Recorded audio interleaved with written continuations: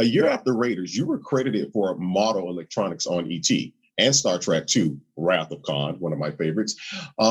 Is wet model electronics exactly what it sounds like, orchestrating the wiring for lighting or remote control activity on model props? I mean, can you take us inside and kind of tell us what it's like and how it works on those films specifically? Mostly I was doing the lighting in those. So like when you look at the lights on the ET ship, they sort of have an idea of what they wanted to do. And then I worked out like the chase sequences and how to do some interesting looking chases. And that the animation of the lights is where my knowledge of how motion control photography works, how cameras work, how lighting works, and the synchronization between all of these things. So like for the ET ship, I was doing a gag where the lights would move a certain number of lights while the shutter was open.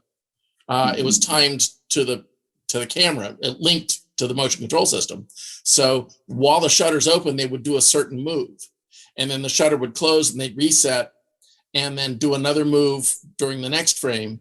And one of the tricks that I got was, you know how when a chaser light goes, it'll taper off well, I flipped the script on that so that the taper off was on the front end. Oh. So it was pushing that.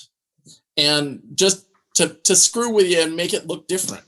That's like wild. That's like crazy mathematics. What I'm hearing is it sounds like for each scenario, each situation, you're finding the perfect exposure triangle for each scenario itself, its own one. Well, and then taking in consideration, there's 24 pictures a second, because you play a strobe light and you just hit a strobe, you don't get a strobe on camera. Right. If you fire it every frame.